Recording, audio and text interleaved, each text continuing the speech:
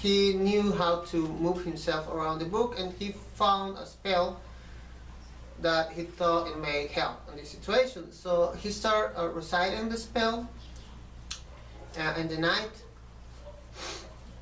Mr. Lopez was there with them, together with Megan, and they saw the pendant that Brandon was holding moving a little bit more stronger. So a small rise move. They put these candles they had these candles on the mantle. You can see the flames moving. And then something very strange happened. Brandon entered like in a trance and started talking with a very strange accent.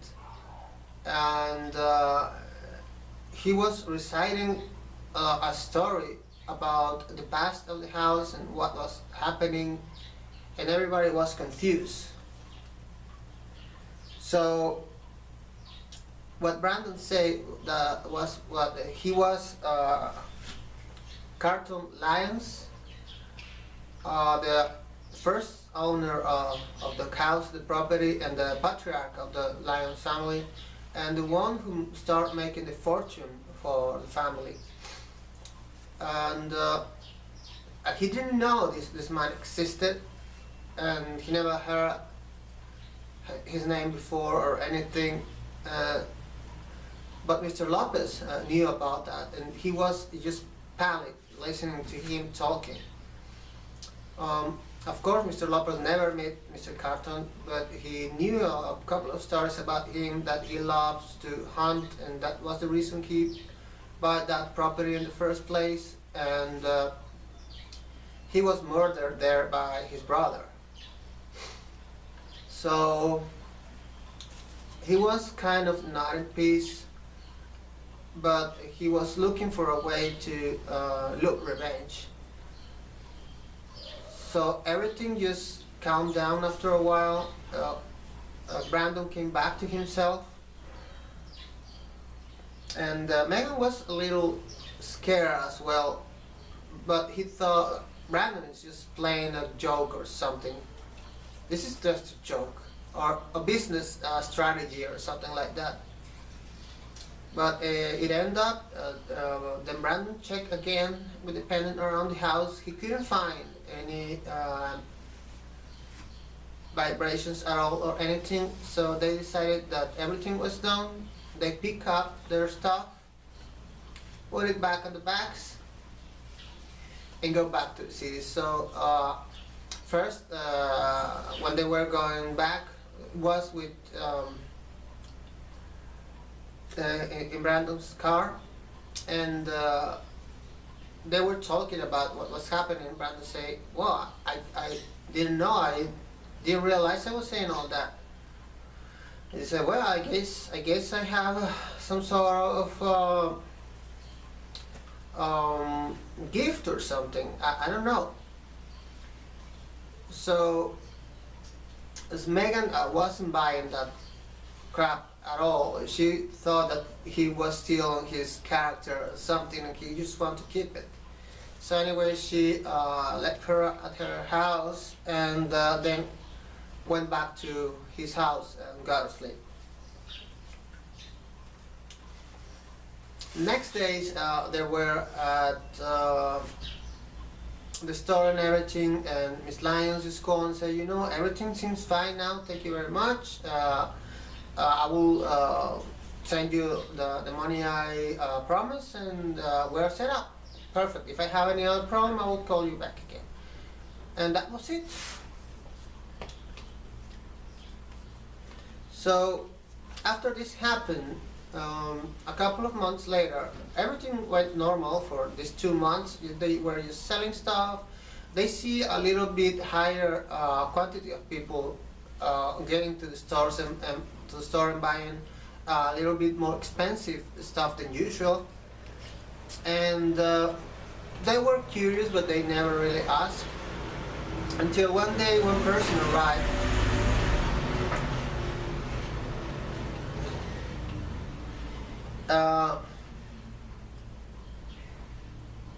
and they say, let me see.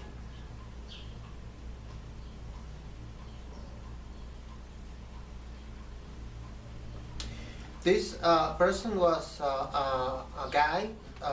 He looks kind of normal, mm, kind of a rich guy, but he was dressing more like regular or stuff. But they could see he arrived in a very expensive car. He got there. He introduced himself as Mr. Lewis. And he said, you know, Mr. Lyons told me about you and what you did in his house, and I want you to come to my house and just take a look at it, if you don't mind. Brandon was a little skeptical about this, but he said, well, yeah, maybe Mr. Lyons was really happy with the service, and he just recommended me with this guy. So, they make an appointment to go to the house in the next couple of days. So they just leave it like that for them, and so at the end, the day arrived. Brandon just picked up the same stuff he brought the last time and went to the address. It turned out it was also an area of the city that's more close to the city, but it's more modern, not that old as Miss Lyon's house, and also very exclusive for rich people. But there was not these barricades of security or anything like that. But you can see there were a lot of security as well, just moving around the houses. So they arrived to this house. It was a nice house, modern, with granite walls on the front, marble floors, marble columns, a pool in the backyard. As you can see, the kitchen and the first floor, a studio, a small reception area, but very, very cute and little house. But this time, Megan didn't want to go because of the strange situation that happened last time. So Brandon went there by himself, and so he got there, and there was a bunch of people there, and some guy approached to him. His name was he introduced himself as Alex Astor, and he was an exorcist and a magician, and like he just say that. But Brandon noticed that he looks a very eccentrical person. He was dressed in black, black shoes, black pants, white shirt, and a black sack, and just a very simple tie, very dark color, like purple or something like that. And he had a bunch of pendants on it, and a bunch of rings, some of them very big and very strange. So after his introduction, he said, well, we are here to look for ghosts. What do you think? And he said, well, how do you know this? Well, I was asked to help with this at the exorcism of the house. So Brandon Brandon introduced himself, and he told him about the stores, and Mr. Arthur said, yes, I know about you, I know about your store, and I know the stuff that you sell and everything. You know, this environment is a little small, and you are becoming very famous and known in this area. So they started moving around the house. Brandon was holding his pendant, looking for a badge and stuff, and Mr. Astor was, or let's call it Alex, and Alex was just taking a look, like if he knew exactly what was going on. And then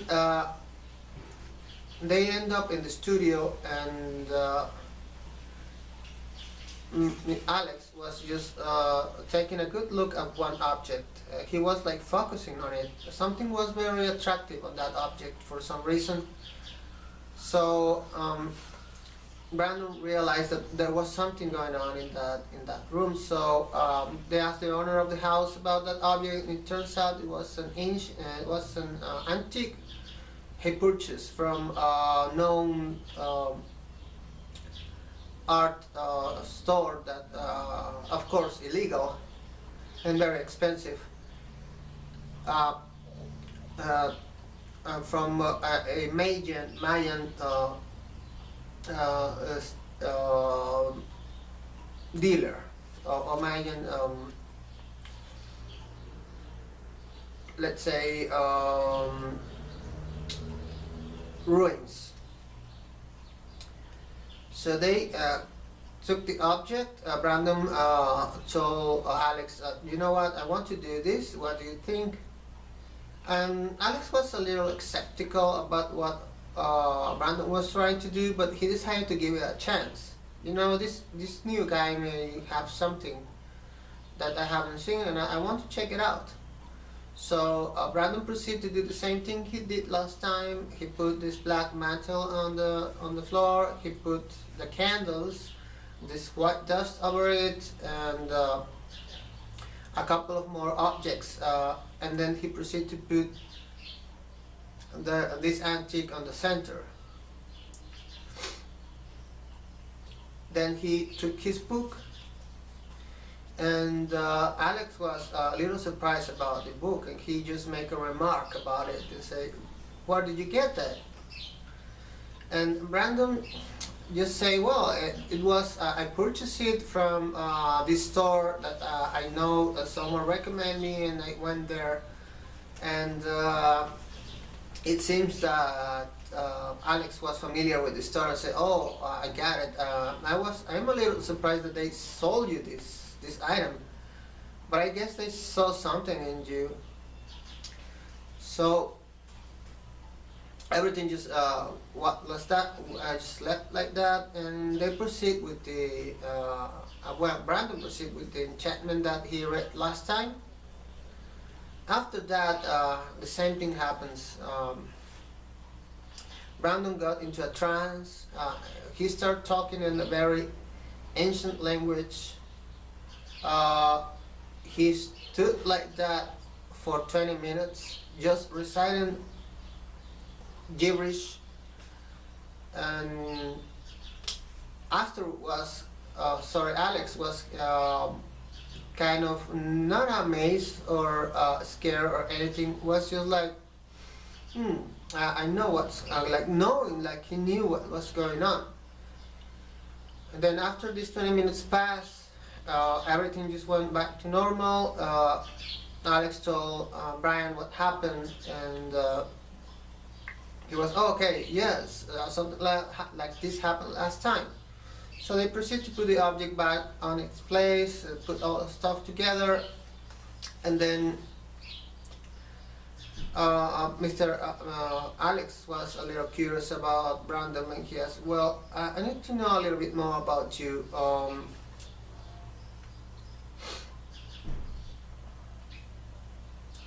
So they start talking about themselves a little bit just to know each other, and then they decided, okay, you know what, let's go and take a coffee or a drink. I don't know what you want.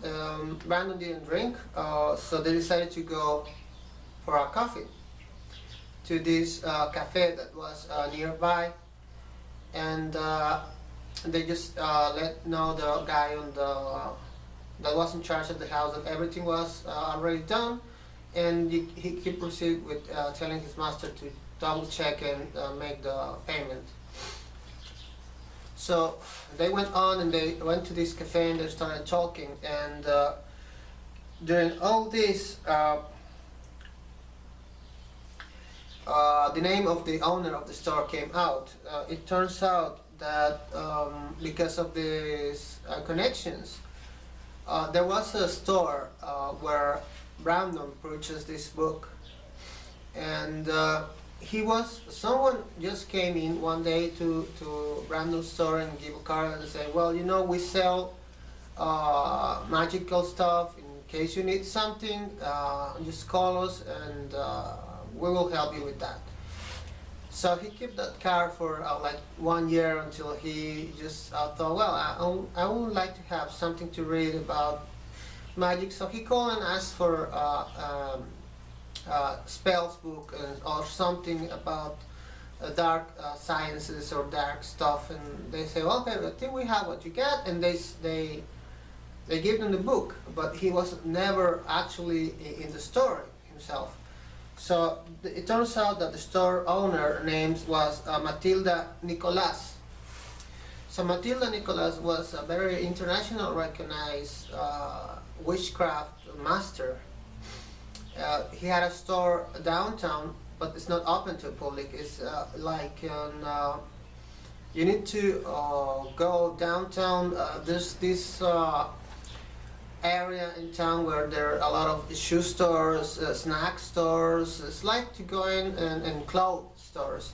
So in one side of these shoe stores and between a shoe store and a snack store, there's this single door that looks like a service store. And well, that happened because that nobody knows exactly what was in there.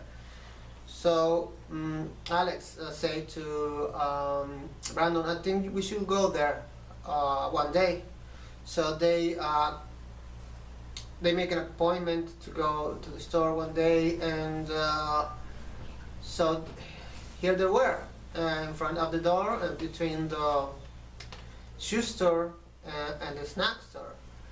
And they just knock, and somebody opens the door because they were waiting for them. So the person that opens the door was Antonia. Antonia was the helper or the assistant of Matilda Nicolas. So they enter. It was a very narrow hallway, and like, you know, the shoe store was on one side and the snack store was on the other side. So they kind of go back to the back part of the stores, but they just were in this narrow hallway, and then went downstairs and like into the basement. So in this basement was this little area with like a small room with a couple of like a small living room with two couches or a couple of chairs, a coffee table. So Antonia asked them to sit and wait a little bit, and there was coffee already there, and she asked them if they want something, and they said yes. So she served the coffee and living there. A minute after that, Matilda Nicolas appears and she looked at them and say, "Hello, Alex. I think this is Brandon, the guy you told me about." And say, "Yes." And say, "Okay, I know about him. I know a little bit about him. I know he's the one who has the book." Say, "Yeah, I saw the book and I knew immediately that you were involved in all this." Matilda just smiled and say, "Well, he's the one that I was looking for to handle that book, so I give it to him." Brandon was a little confused on what was going on, but he just realized they both know about him and some sort of strange situation and planification was going on here. But he didn't dare to ask, he just kept listening. Now Matilda turned his side to Brandon and said, "Well, it seems that you have encountered some, let's say, funny situations, are you?" And say, "Yeah, well, this happened. I used the book, and these other things happened, and but everything seems to be solved."